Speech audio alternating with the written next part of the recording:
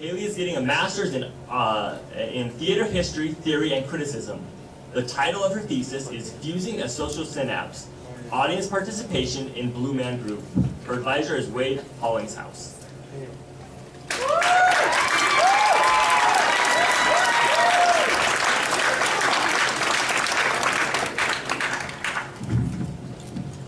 The relationship between performer and spectator is a constant topic in theater since audiences are essential to any performance. Often the line between performer and spectator is clearly set. However, many contemporary performance practices strive to blur this line by allowing the audience to participate during the show. People have many different opinions about this. My thesis uses Blue Man Group as a case study to examine how character, narrative, and space can control an audience's willingness to participate and even create meaning to a show. Blue Man Group utilizes rock music, theatrical vignettes, and experiments with science, art, and modern technology to explore how humans express and communicate. This unprecedented variety show has been captivating audiences all over the globe for nearly 30 years. And I argue that it is because of the audience participation which fuses this social synapse. This is a term that is used by Blue Man Group to define the connection between performer and spectator through the sharing of roles.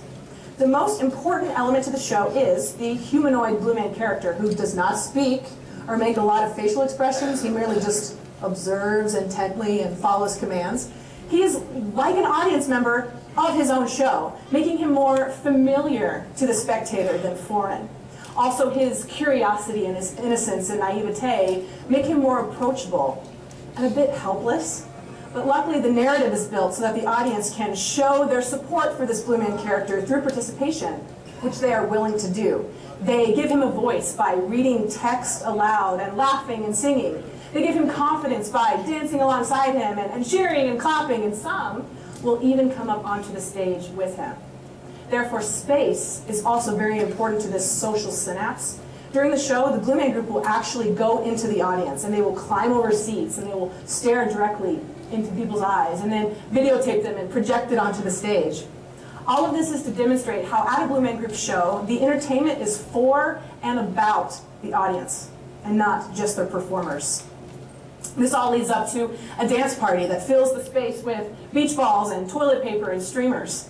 To quote from the show, whether it is a meal, an art project, or a spontaneous dance party, when you create with others, you create a connection that lasts a lifetime. This is the power of the social synapse between performer and spectator. And this is why Blue Man Group should be used as a blueprint to explore the effects and purposes of audience participation through the controlled elements of character, narrative, and space. Thank you.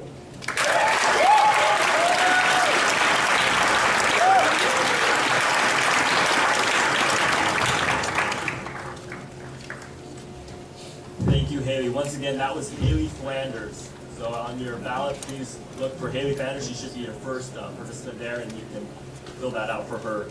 We'll now have about a 90-second break for people to enter and exit as our judges tally their scores. Once again, please make sure to fill in your ballots. If you haven't got a ballot and you came in, grab one of those, and we'll wait for our next one.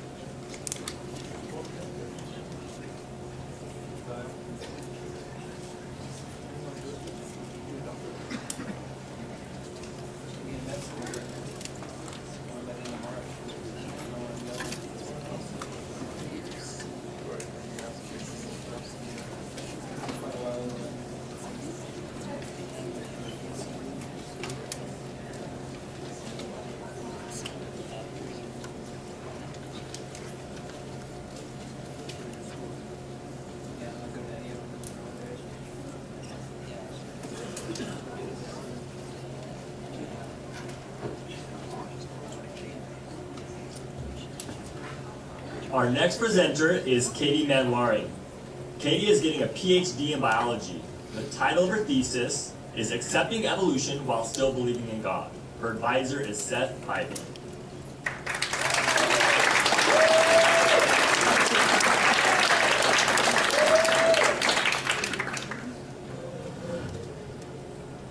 For the last 200 years, there has been a heated conflict between religion and evolution. For religious individuals, learning about evolution can feel like having one foot on the boat and one foot on the dock, which is why over 75% of highly religious individuals still reject evolution. But is this conflict really necessary? Can we believe in God and accept the scientific history of the earth? Accepting evolution has tremendous benefits regardless of religion or profession. Health, agriculture, genetics, addictions, maybe even economics are all better understood when examined in the larger context of a 4.5 billion year process. Can we bridge this gap between science and faith? More specifically, can we help religious biology students accept evolution not by cramming more scientific facts into them, but by discussing their religion? A survey of world religions ranked members of the Church of Jesus Christ of Latter-day Saints among the least accepting of evolution. However, BYU has a packet of multiple First Presidency statements on the topic.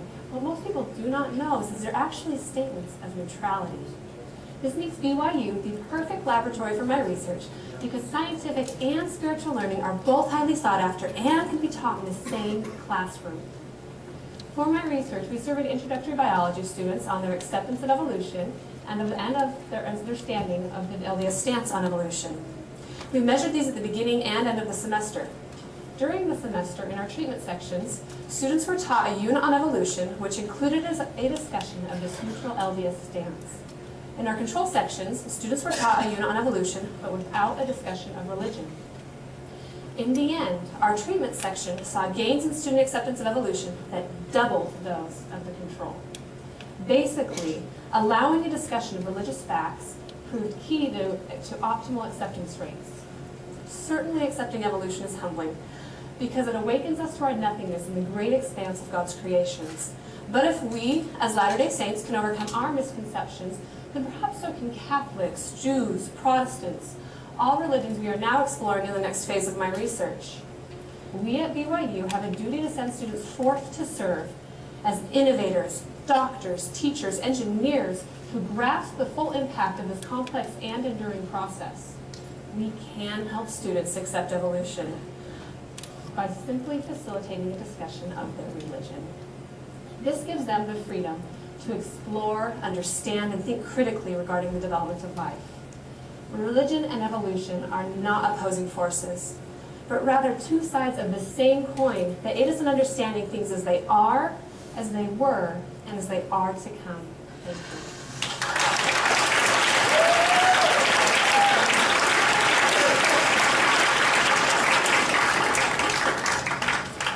Thank you. Once again, that was Katie Manwaring. So as you look at your ballots, you'll find her. She's the second one listed there, Katie Manwaring. For those who are just entering, this is a 3-minute thesis. It is a presentation competition called the 3MT. And it's an opportunity for graduate students to present their thesis boiled down to 3 minutes to a lay audience. So quite a feat, and we're glad to have such great participants with us today. We'll have another minute or so of a break as our judges tally their votes, and then we'll have our next presenter.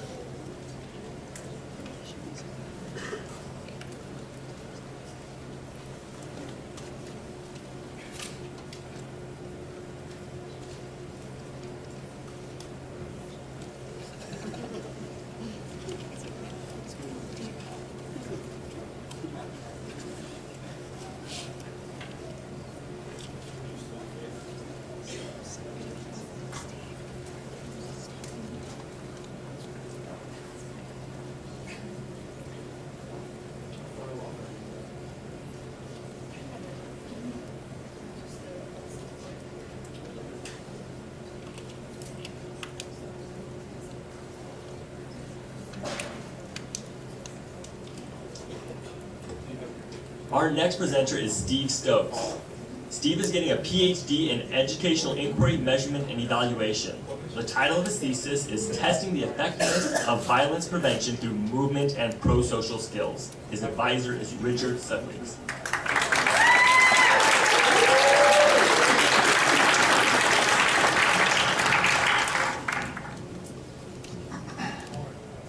Did you know that last year in the state of Utah, there were over 1,140 reported cases of bullying in the public schools?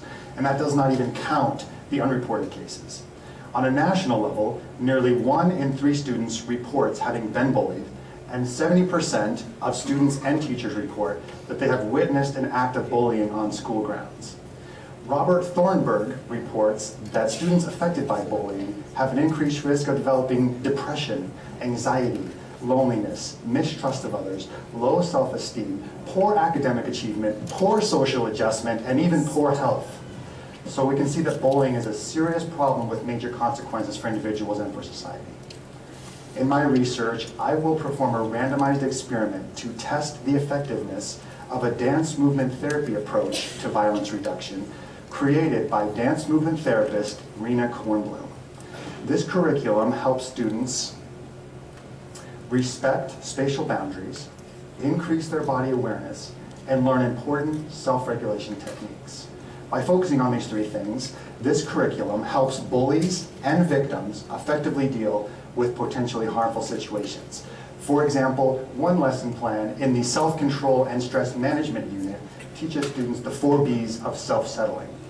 Students are taught that when they feel a negative emotion, they can put on the brakes and squeeze it. And they can take a deep breath and let it go. They can put their hands on their head and tell themselves, I can calm down. And they can put their hands on their body and feel themselves calming down. These techniques help students to change their negative behaviors by modifying their movement patterns. In order to conduct this research, we will identify 10 schools in the state of Utah that are known to have particularly high rates of bullying. These 10 schools will be randomly assigned to treatment and control groups. During the first year of the study, the treatment group will be taught the curriculum by a team of trained dance movement therapists and interns. During the second year of the study, the treatment will be reversed so that all participants have the opportunity to gain these valuable skills. At the conclusion of the study, we will analyze our own data as well as bullying statistics collected by the Utah State Office of Education. Our results will indicate 3 things. First, they will allow us to determine the effectiveness of this curriculum on a large scale. Second, they will allow us to determine if students retain these skills over time. And third, they will allow us to make important inferences about the mind-body connection and its relationship to violent behavior. This curriculum has already proven to be successful in small studies. My research will validate those results on a much larger scale. My research will also provide all participants with the skills that they need in order to turn negative behaviors into positive movements. Thank you very much.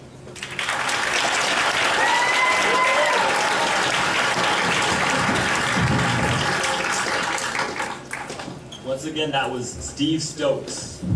So look on your ballots and look for Steve Stokes, and please fill that out.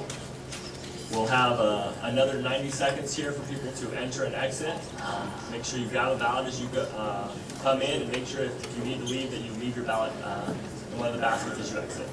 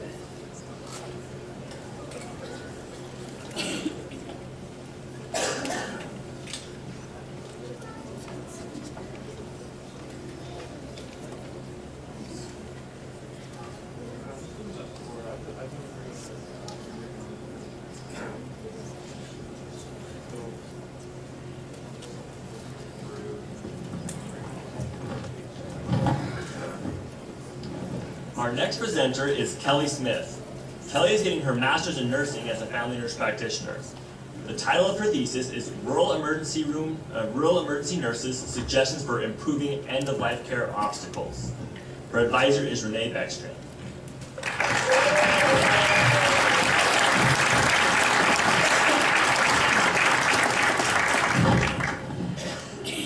Think for a moment of the person that you care about most in this life.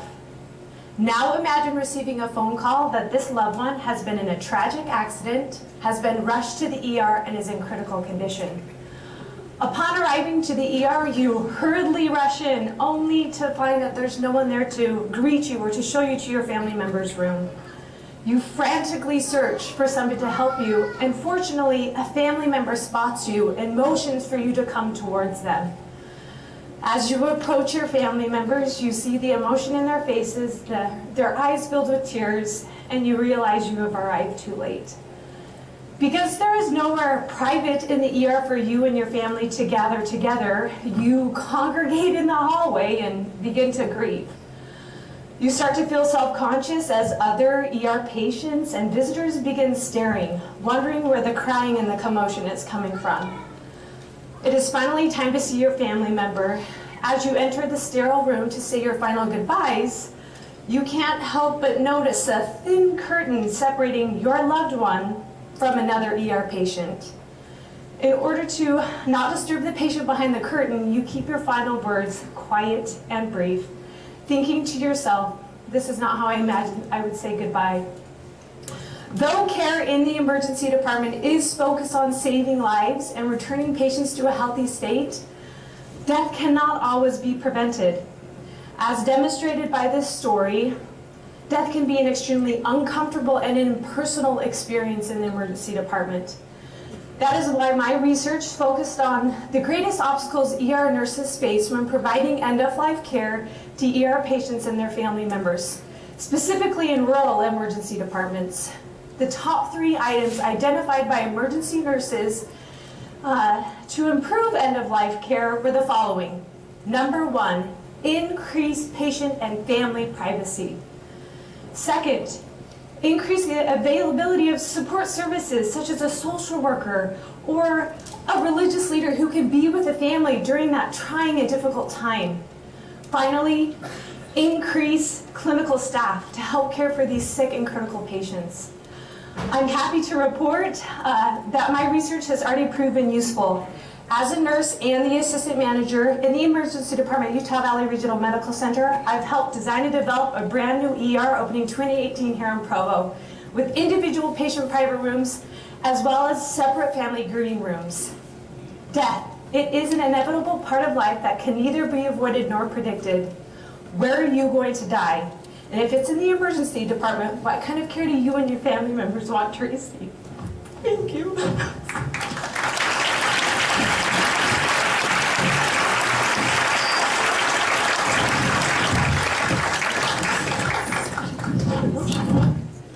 Once again, that was Kelly Smith. So look on your ballots for Kelly Smith and fill those out. For those who have just come in the last little bit, this is the 3-minute thesis. It's a communication competition where graduate students from different colleges, as they've advanced on to this competition, have the opportunity to express their thesis and one PowerPoint slide in 3 minutes, trying to break it down for a lay audience so that we can understand the importance of their research. Once again, please make sure to fill out your ballots, and as you leave them in the baskets near the exits. We'll have another minute or so before our next presenter.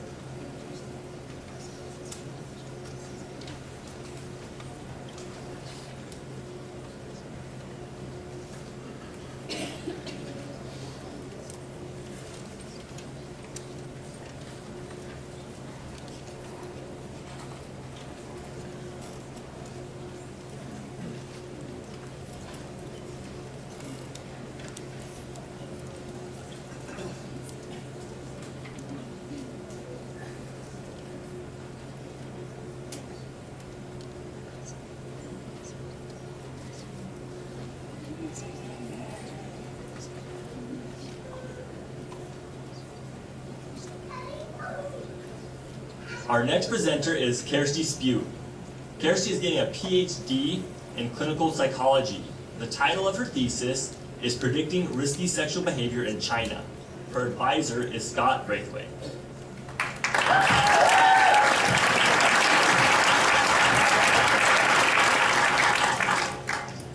Let's talk about sex.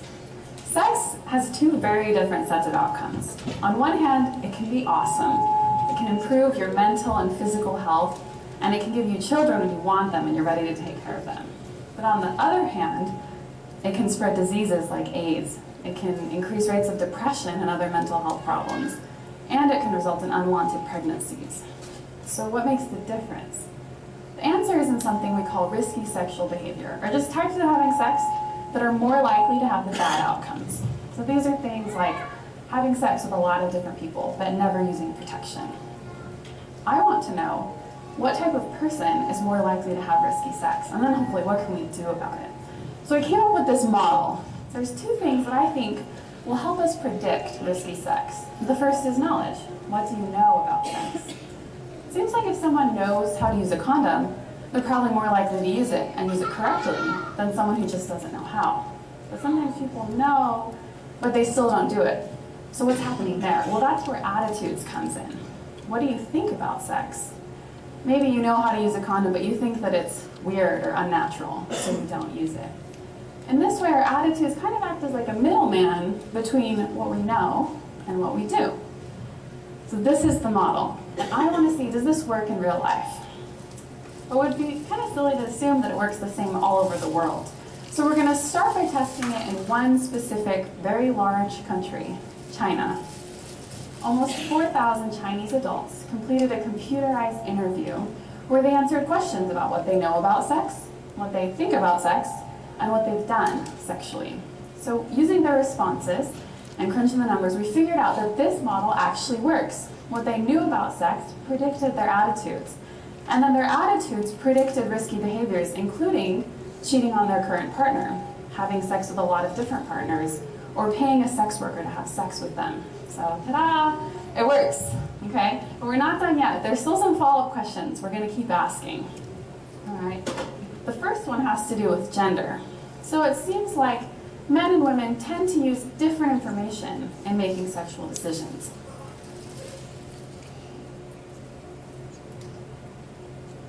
I want to figure out, does this model work the same for Chinese men and Chinese women? And if not, why not? Because figuring out who it works for and why is going to help us make interventions and target them to the people who need it the most in the way they need it the most, addressing the knowledge and attitudes that are most likely to lead to negative behaviors, helping us avoid the negative outcomes of risky sexual behavior. Thank you.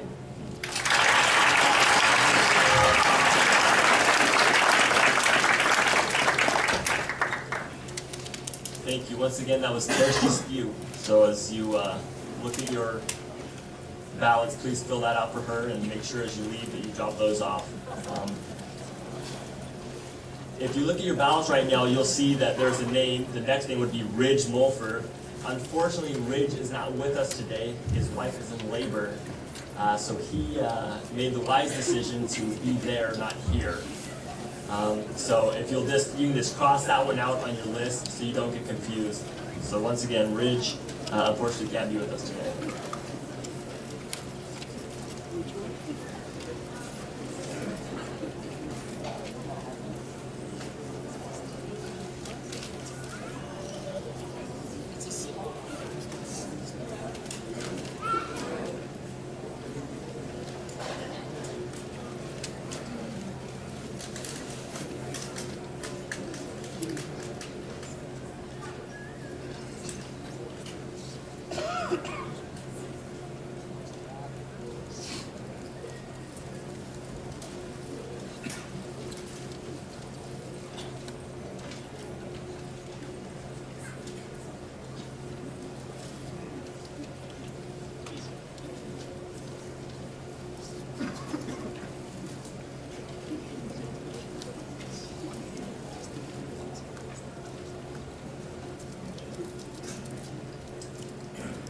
Our next presenter is Eli Jones. Eli is getting a PhD in Educational Measurement Inquiry and Evaluation. The title of his thesis is Regression, Discontinuity, and Response to Intervention, Improving Reading in Elementary School. His advisors are Richard Sudweeks and Richard Young.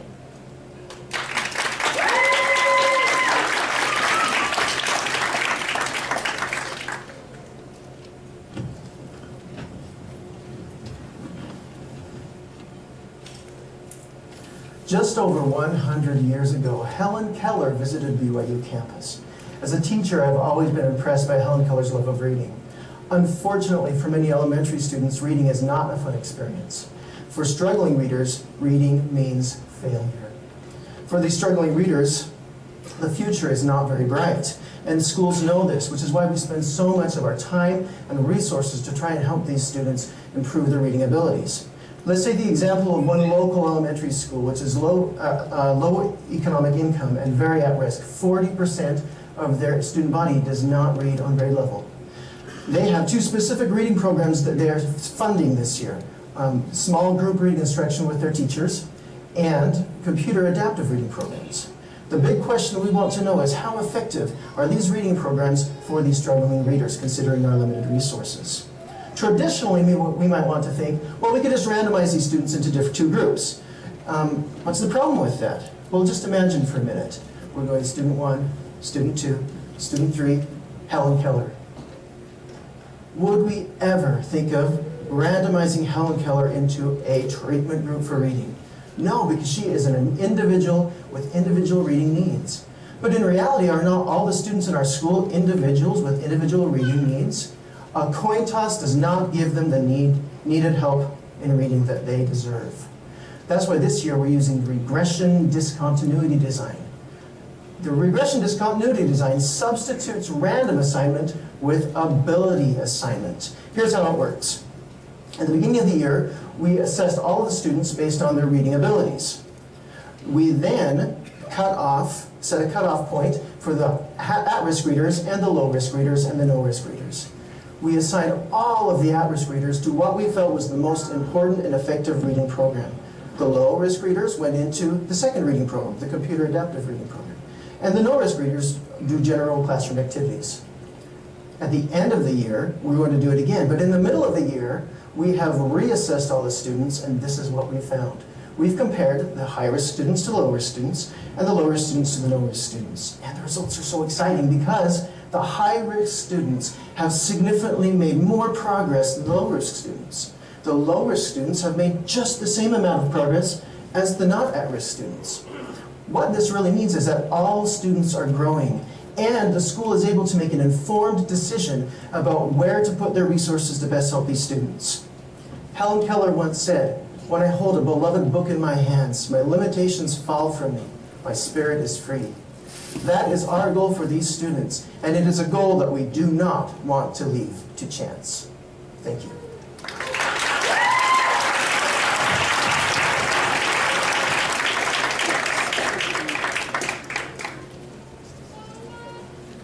Thank you. That was Eli Jones. So look on your ballots for Eli Jones. Thank you, Eli. That was wonderful. Once again, as you take this moment, this is the time if you need to enter or exit. We ask you to remain seated and silent during the presentations.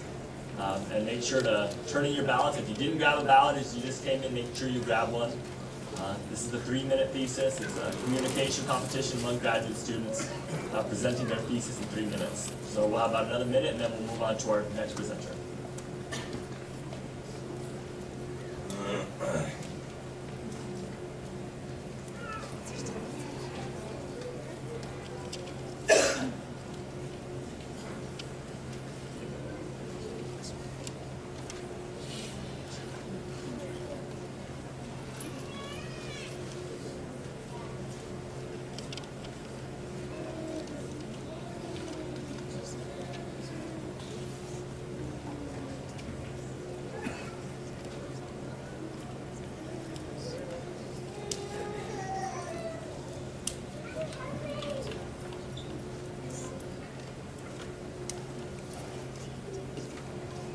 Our next presenter is Dan Bjorn. Dan is getting his PhD in psychology with an emphasis in behavioral neuroscience. The title of his thesis is, "Do Memory Problems Cause Anxiety?" and his advisor is Brock Kerwin.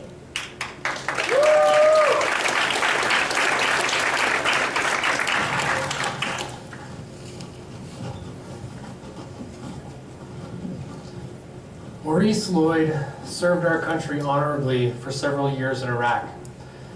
Soon after returning home, however, he became extremely anxious and paranoid. These symptoms continued to get worse until they caused problems in his marriage and ultimately put him in jail. Anxiety is a growing problem among our armed forces, and many suffer like Maurice. We need to better understand these disorders so that we can develop more effective treatments for our soldiers.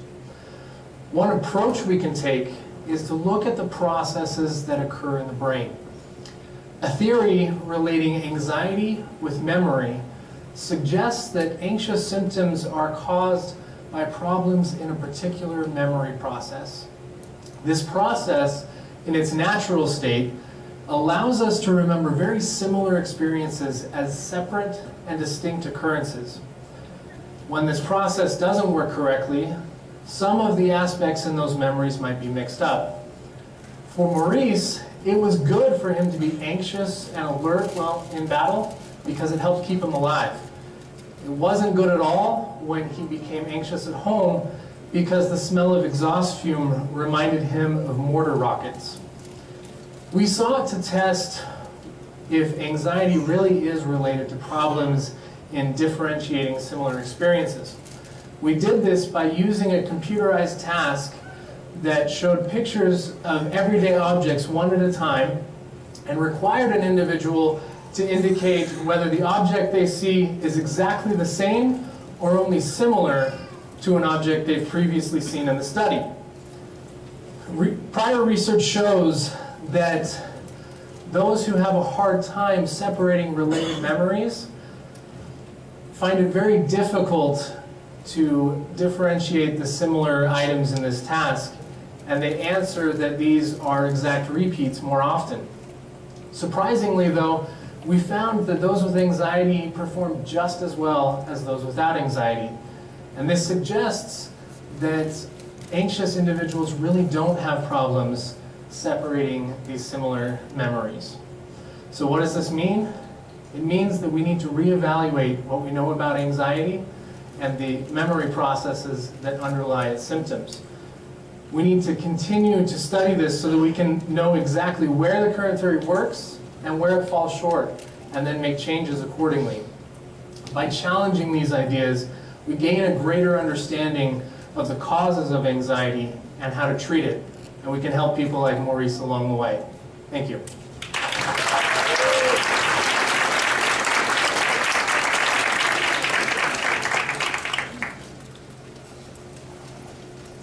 Once again, that was Dan Bjorn. So as you look at your ballots, look for Dan Bjorn and rank him. And as you leave, please make sure that you're dropping off your ballots. As you enter, please make sure that you grab one that you can fill out for the presenter that you see. We'll have about a minute here, and then we'll get to our next presenter.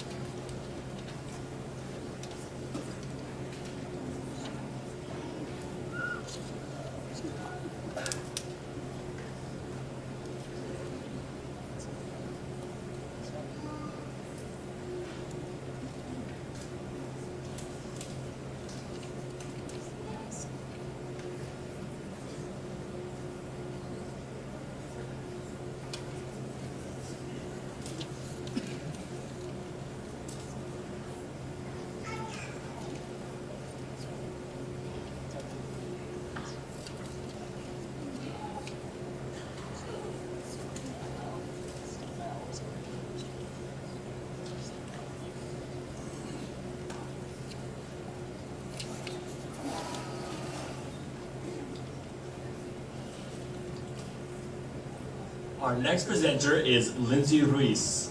Lindsay is getting a master's in art education. The title of her thesis is Border Crossing, and her advisor is Mark Graham.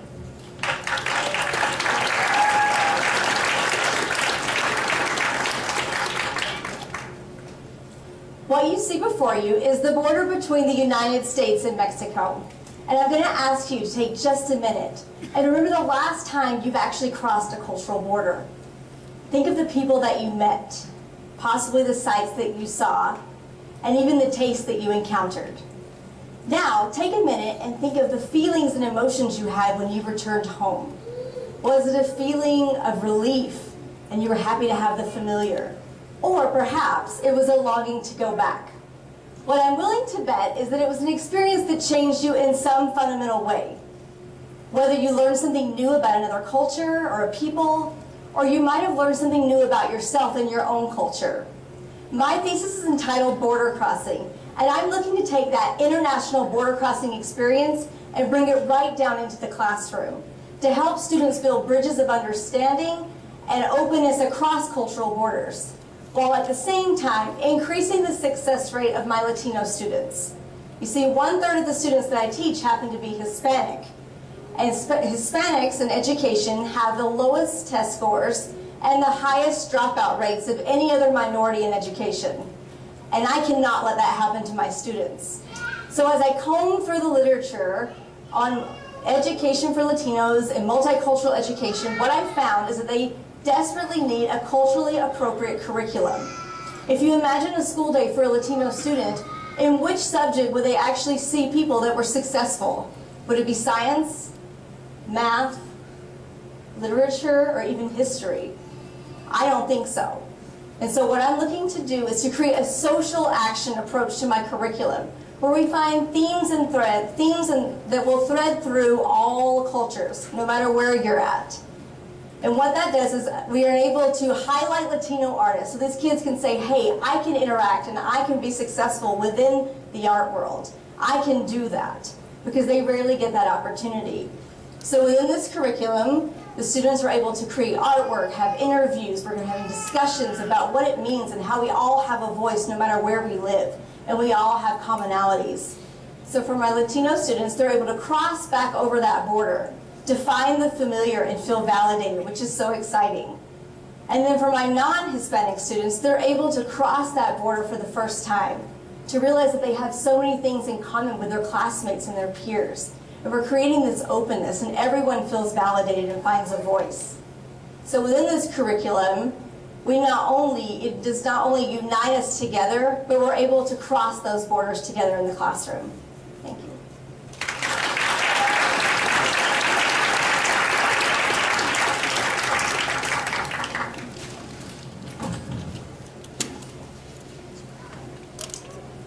Once again, that was Lindsay Ruiz.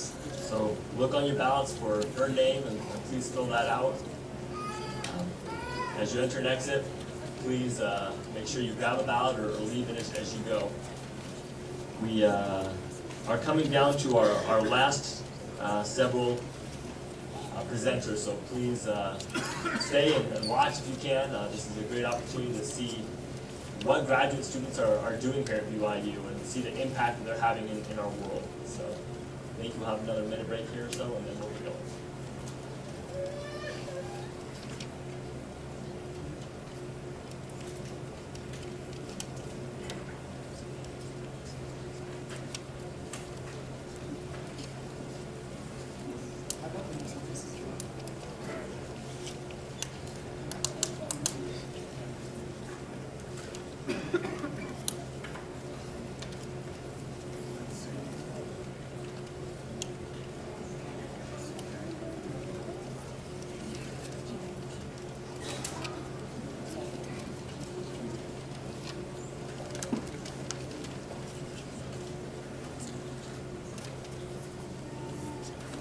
Our next presenter is Jessica Alvey. Jessica is getting a master's in statistics. The title of her thesis is Mind the Gap, Methods of Estimating Missing Temperature Values. Her advisor is Candace Barrett.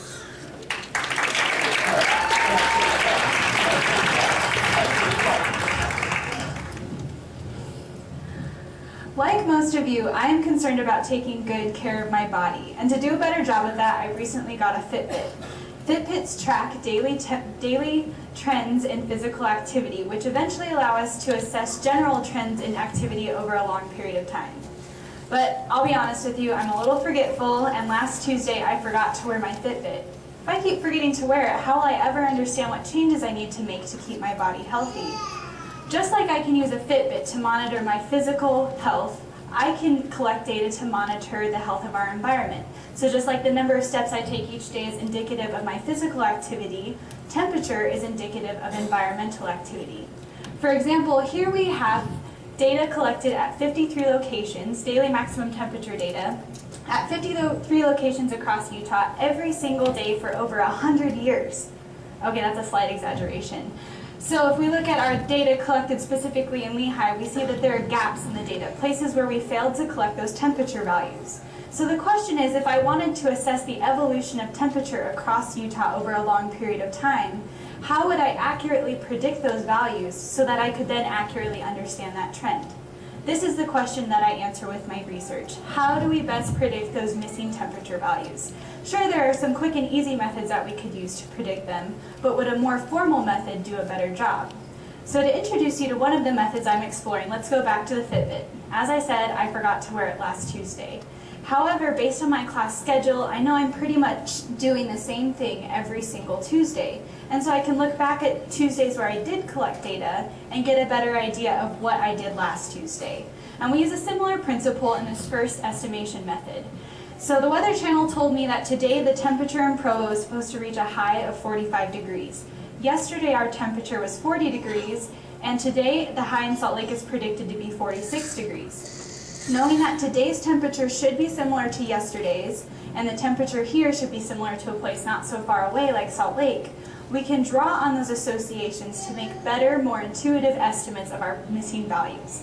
So let's look back at the data from Lehigh. Here I've removed a portion of the observed values to compare with the predicted values I used with my method, and what we see is really cool that the observed values in the solid green line are really close to the dotted line, the predicted values. Now obviously they're not going to match up perfectly all the time, but the beauty of statistics is that we're able to account for that uncertainty and say, well, it's probably not exactly this value, but it's probably within this range of reasonable values, as shown by the shaded region. Just like you and I want to take good care of our bodies, we also want to take good care of this planet on which we live. And a key element of that is understanding these long-term trends in temperature. As we explore these methods of prediction, we plan for a better tomorrow. Thank you.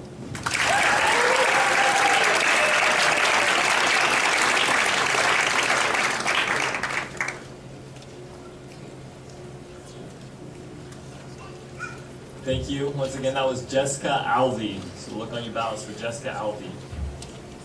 As we have some new people coming in and a few people leaving, please make sure that you leave your ballots as you exit and grab a ballot as you come in so you can vote for our People's Choice Award. We'll have another minute break and then we'll have our next presenter.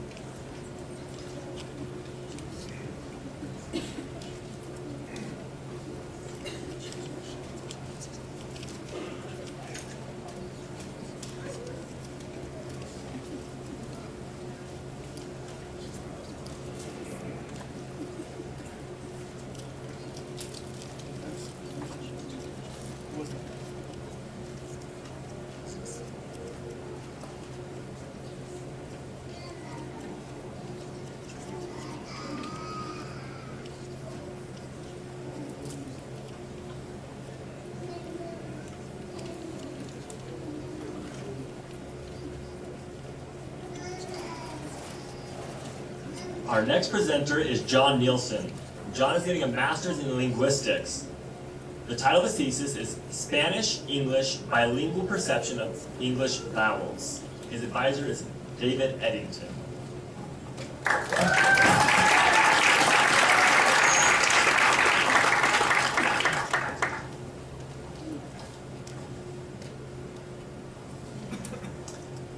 Listen to these two words, beat, bit.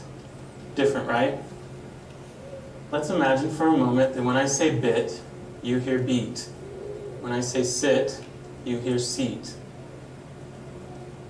Even though everyone tells you they sound different, you hear, please, seat down, or, ow, I beat my tongue. Suddenly, when faced with perfectly innocent words like beach or sheet, you'd find yourself avoiding them altogether. As some of you know, for many Spanish speakers in an English-speaking world, this isn't imagination, it's reality. Babies can hear the difference between virtually all language sounds. By the time you're 1 year old, however, whatever mom and dad have been speaking, that's what you get. For English speakers, this leaves you with quite the vowel repertoire, as you can see. Spanish vowels are not so plentiful. When you hear a word twice in the same minute, your brain finds it a little faster the second time, because you already lit up that little area in your brain. Say you hear beat, and then 30 seconds later, bit. If you hear the difference, it'll take you just as long to process bit as it took you to process beat. What if you hear no difference? Processing bit should take a little less time than processing beat. This would tell us that you perceive these two words as sounding identical. We know what trouble English vowels can give Spanish speakers early or later in life, but what about those that start learning English in kindergarten or even earlier? My study will be looking at exactly this group of people. According to our knowledge of child language development, as long as you miss that first year cutoff, it doesn't matter how early you start learning English, you'll never hear a difference. But doesn't this go against what we see in highly proficient bilinguals? They seem to speak English with no accent at all. If they can pronounce the difference, can't they perceive and hear the difference? I'm going to ask highly proficient bilinguals to listen to hundreds of English words, some of them real, some of them fake. For every word, they'll push a button if it's real, or another button if it's fake. Before they start, I'll tell them that some of the words repeat. What I won't tell them is that although some of the words may sound similar, they'll actually be quite different. The time they take to respond to these randomly interspersed pairs of words will tell us whether they perceive a difference. Now imagine a world where we have a better understanding of how people perceive their second language. What changes would we make as educators to improve their language learning?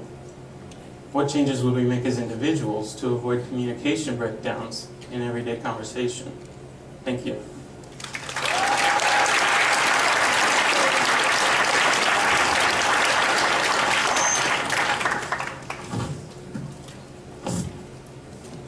Once again, that was John Nielsen. So look on your ballots for John Nielsen. Fill that out. Please, as you exit, make sure you leave your ballots in one of the baskets and grab a ballot as you come in. We'll have another minute here or so, and then we'll have our next presenter.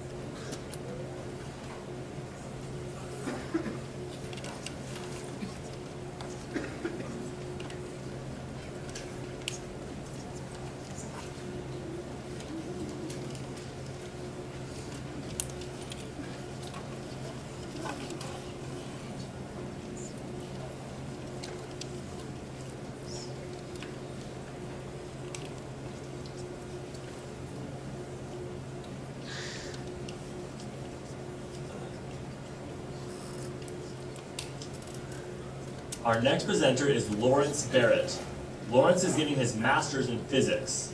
The title of his thesis is Ultra-High Capacity Batteries, and his advisor is Robert Davis.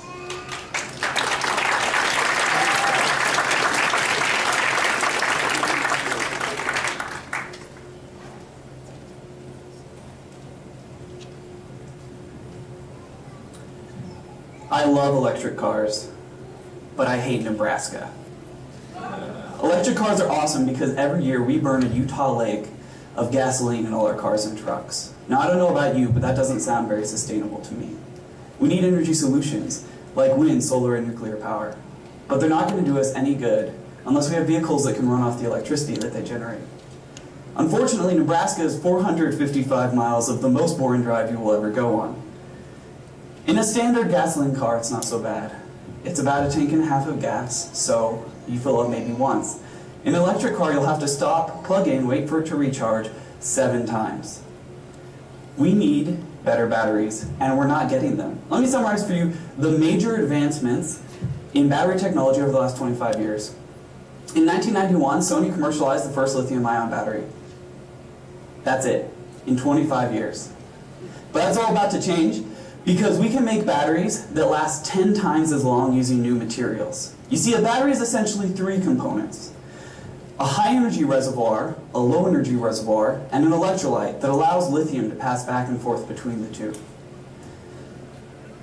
In a standard conventional, so when you charge your battery, you're taking the lithium from the low-energy reservoir and you're putting it in the high-energy reservoir. And then as you use it, you let it flow back down into the low-energy reservoir.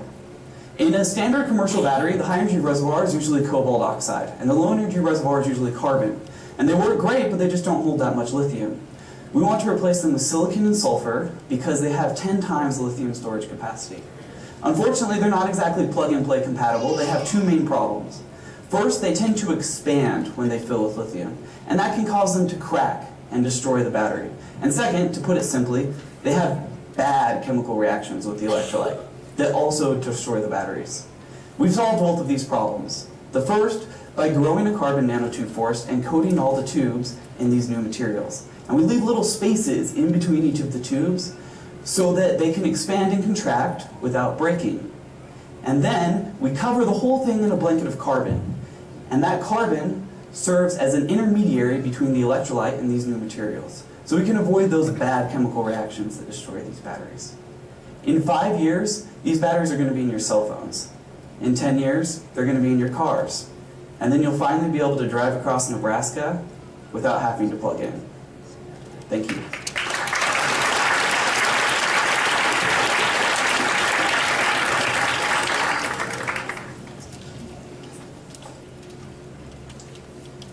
That was Lawrence Barrett, so look on your ballots there for Lawrence to fill those out. Once again, please drop those ballots off as you leave, and as you enter, make sure you grab one. If you missed one when you came in, you can run back there now and grab one. We're going to have our final 3 presenters after about a minute break here as our judges tie their scores.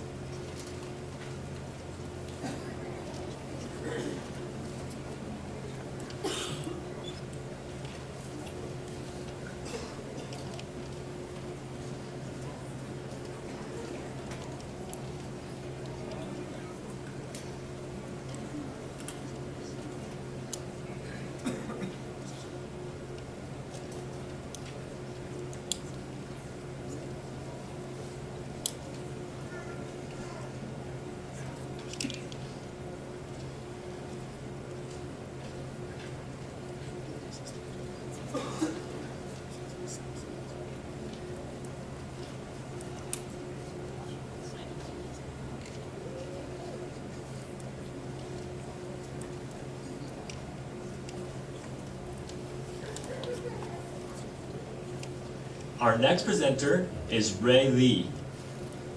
Ray is a master's student in TESOL, Teachers of English to Speakers of Other Languages. The title of her thesis is Enhancing the L2 Motivational Self-System of Chinese EFL Students. Her advisor is Lynn Henderson.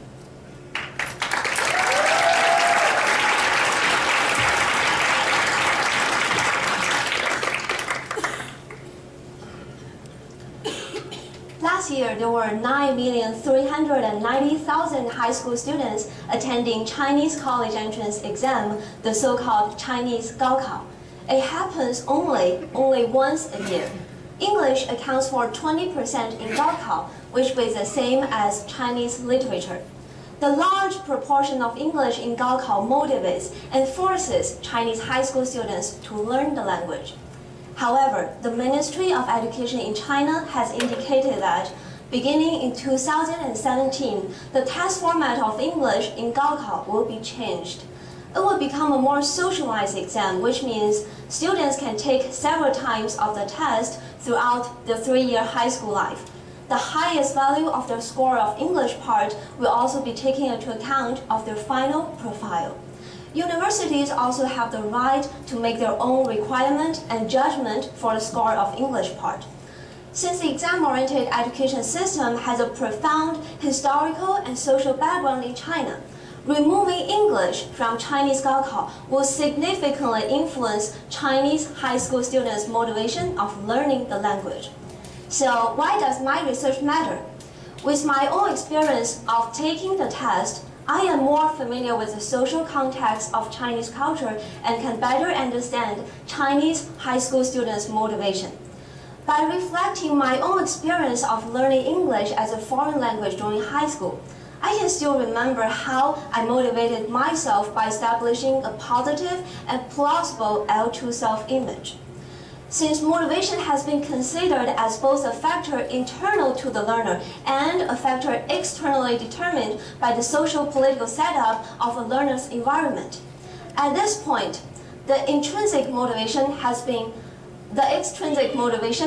weakened, and then it is my job to find motivational strategies which can better serve Chinese high school students, to help them build a positive and plausible L2 self-image which can be considered as their intrinsic motivation.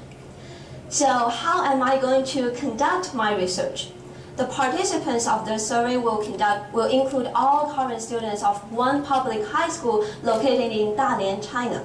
The questionnaire that was conducted by Taguchi, Nagid, and Pavi in 2009 will also be adapted for this research. The result of my study will help Chinese high school students to perceive a positive and plausible L2 self-image and then achieve lifelong learning ability to study English without exam-oriented framework. Thank you.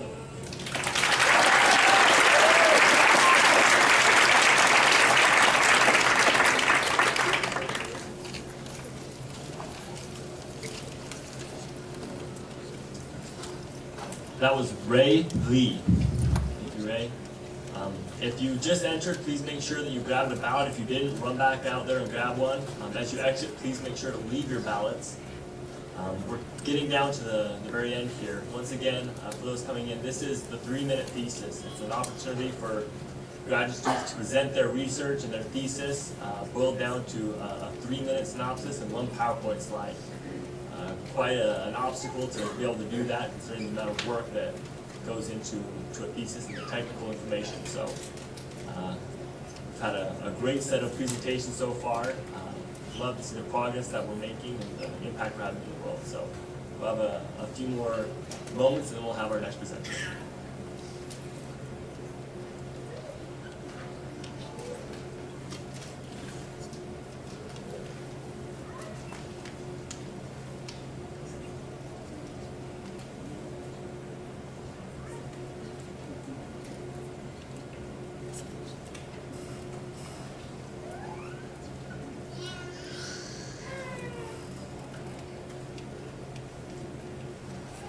Our next presenter is Phil Bennallack.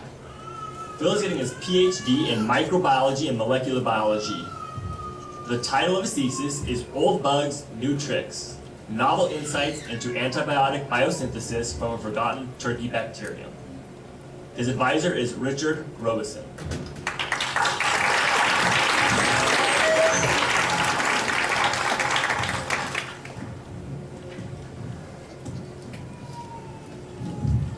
Hi everyone, today I want to talk about drugs.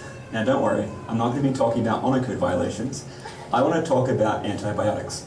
Antibiotics have revolutionized modern medicine and changed the way we treat infectious disease. However, the usefulness of our antibiotics has come under threat in recent decades for 2 main reasons. The first is the increase in spread of antibiotic resistance. This is a natural phenomenon that occurs when the bacteria that cause disease become resistant to the drugs we use to treat them. Often referred to as superbugs, antibiotic-resistant bacteria have been responsible for over 2 million infections and over 23,000 deaths in the US each year alone. It's no wonder then that the World Health Organization has declared antibiotic resistance as one of the greatest threats to human health in our generation. The second is the decline in the discovery of new antibiotics. The last 30 years constitute what scientists refer to as a discovery void, meaning that no new antibiotic classes have been discovered. These two observations combined make for a dire outlook on the future of treatment of infectious disease. However, just as bacteria are a big part of the problem, they're also a big part of the solution. I want you to meet strain 115. This is a strain of bacteria isolated from the turkey farms in rural Utah more than 30 years ago. Strain 115 was originally shown to protect host turkeys from disease by producing an interferon compound that killed pathogenic disease-causing bacteria. When I started at BYU 3 years ago, I was given strain 115, along with the charge to find out what this unknown antibiotic compound was. Using a combination of genetic and biochemical experiments, we were able to successfully isolate and identify this compound as a thiopeptide antibiotic known as micrococcin P1. More importantly, however, we were able to show that this bacteria makes the same antibiotic as other bacteria, but does so from fewer than half the number of genes compared with other strains. The reduced genetic complexity of strain 115 makes it an ideal system to understand how complex antibiotics are made in nature. Thiopeptide biosynthesis occurs much like a car might be assembled on a production line. Starting with an unmodified peptide scaffold, it undergoes a series of post-translational modifications enacted by specialized biosynthetic enzymes. Each of these modifications are necessary to make the mature and active antibiotic. However, unless we understand what defined roles each of these enzymes play, it makes it really hard to manipulate them and use them in targeted applications. We have devised an experimental system that allows us to test these roles in individual and in combination. Our approach is analogous to clearing the factories of its workers and inviting back one at a time to see what changes they can make to the scaffold. Through these experiments, we're learning much about which enzymes are essential, the order in which they act, and what defined roles they play, ultimately helping us to reprogram the genetic machinery used by these bacteria to engineer new antibiotics and modify existing ones to protect our antibiotic supplies for years to come. Thank you very much.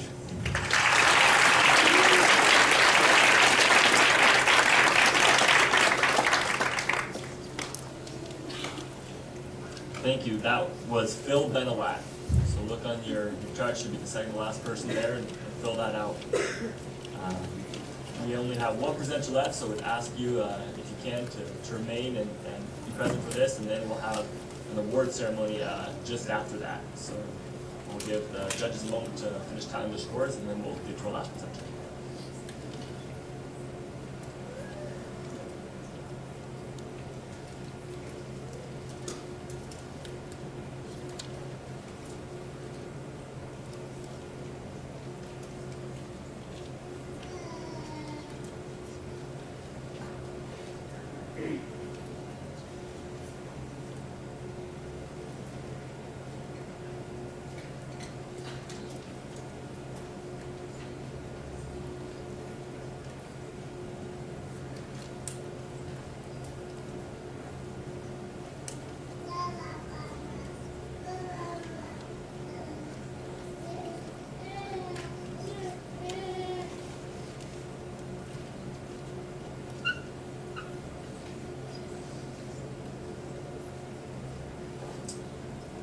Our final presenter is Jennifer Kraft. Jennifer is getting a master's in civil engineering with a structure and emphasis, or with an emphasis in structures. The title of her thesis is Reducing Drifts in Buckling Restrained Brace Frame Buildings. Her advisor is Paul Richards.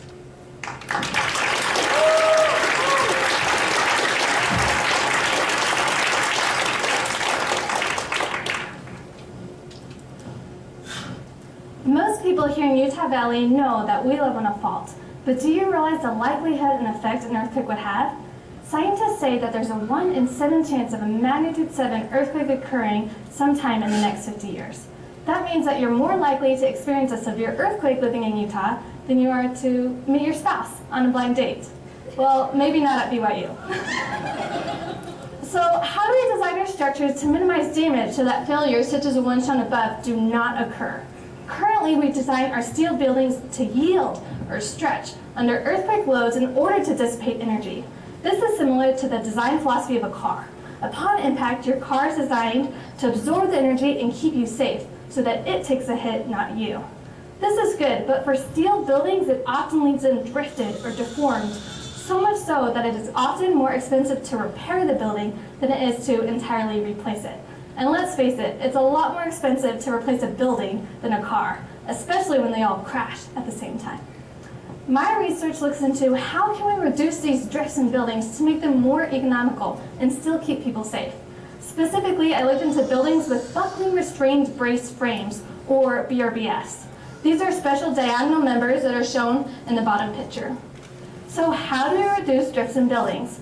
Our theory is to add elastic stories. An elastic story is a level that has extra large braces that are extra strong and designed not to yield or stretch. So looking at the picture above, we see that our normal BRBF members are designed to yield, as indicated by the dotted lines, whereas the elastic story, in this case at the top, will not yield, but increase the overall stiffness and engage other parts of the building to help in the lateral resistance of the earthquake. To test my theory, I designed 69 different BRBF buildings ranging from 4 to 16 stories. Then we used computer models to run these buildings under a suite of earthquake. The conclusions that we found were generally the same, so I'll highlight those for my 8-story building. Looking at the bottom picture, we see that currently we design our buildings to have no elastic stories. We found that it was best to reduce drifts to have elastic stories starting at the bottom and continuing every 4 stories above. The second best solution was to do the same thing, but have elastic stories starting at the top. How strong do we need these braces to be? We found that it was best to have them to be 4 times their original size, so they're sufficiently strong. Clearly, we can see that by doing these 2 things, the size and the location, that we're able to reduce drifts by 26%. Clearly, we can see that by adding elastic story to our buildings, we're able to make them more economical and still keep people safe. Thank you.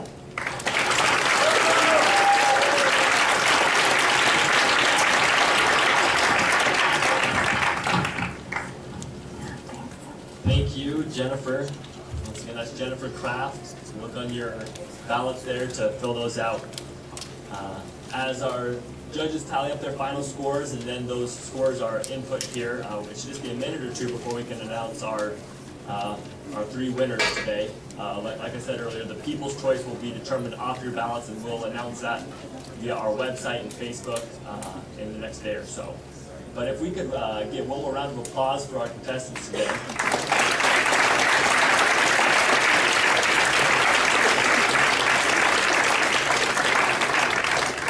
And we're actually going to ask them if they wouldn't mind to come up, and we're going to have them line up here on stage.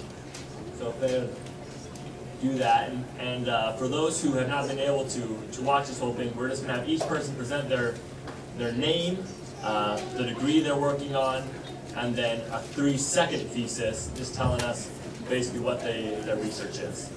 So. Testing.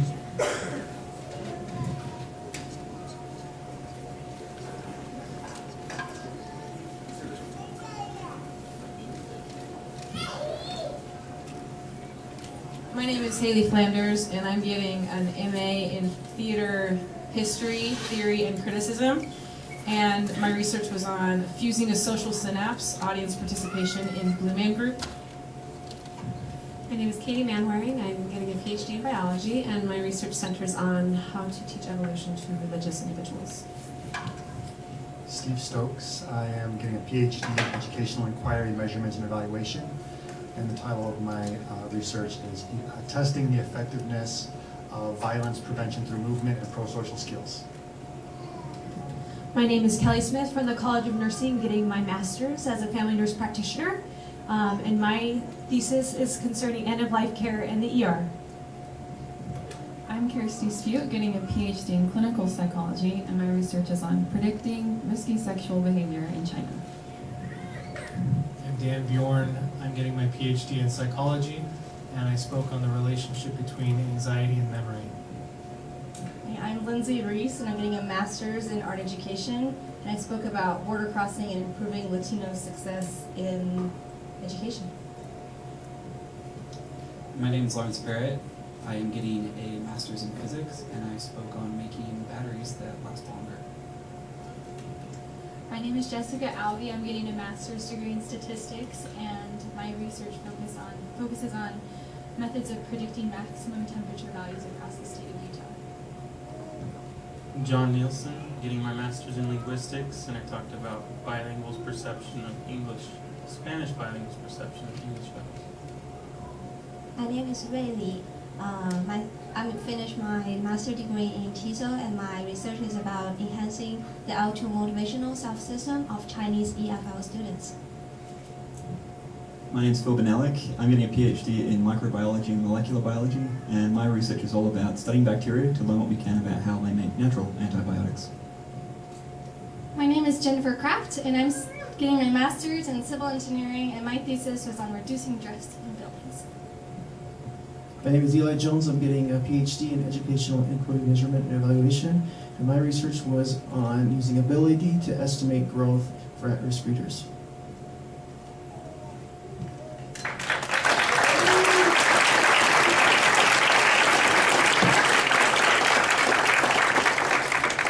If we could just get our contestants to kind of come together a little bit, and we can have our photographer get a good group shot. This group. I don't know if you're all graduate students. You should figure this out, right?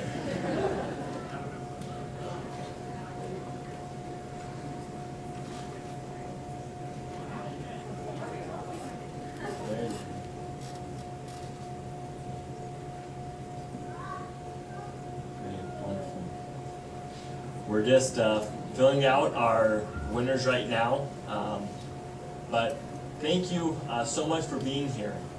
This was a great success. Like I said, this is our second year doing the 3-minute thesis, and we've worked through a lot of kinks and feel like we've had a great event today.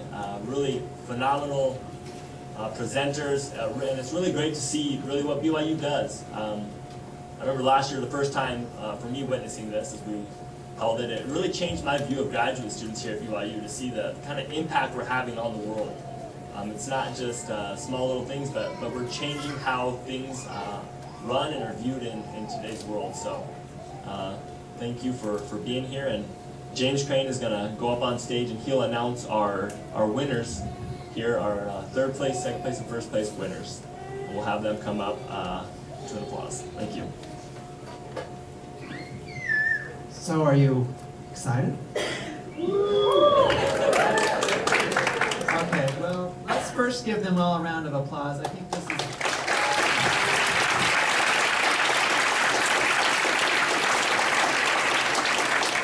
Hopefully you've enjoyed listening to the research and the interest and the commitment and the variety of things that are happening here at BYU. I know I have. We want to thank the judges again, so if you'd give them another round of applause.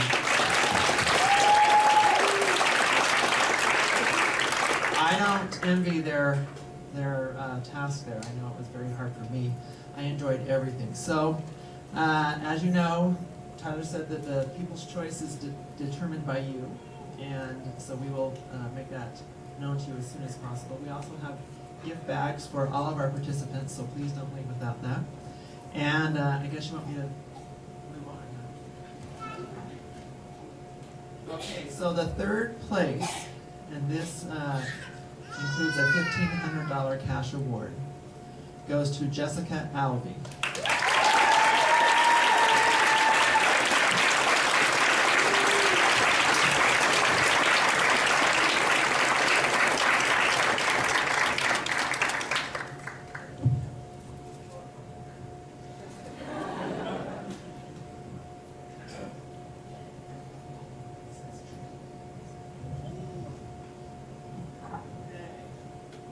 Second place, with a cash award of $2,500, goes to Philip Bennallack.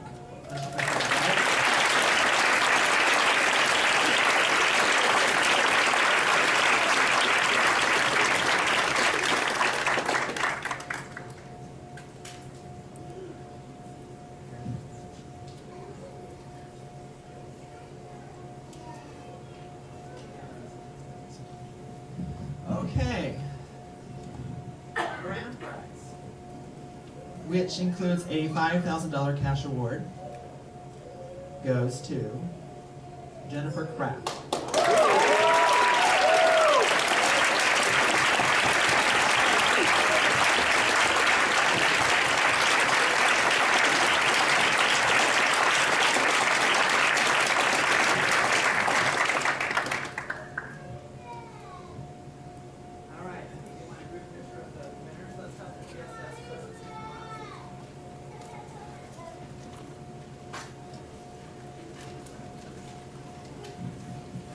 Again, thank you for coming out and supporting the wonderful work that's done here. Again, thanks to the judges, and we hope to see you next year. Same time, almost same place.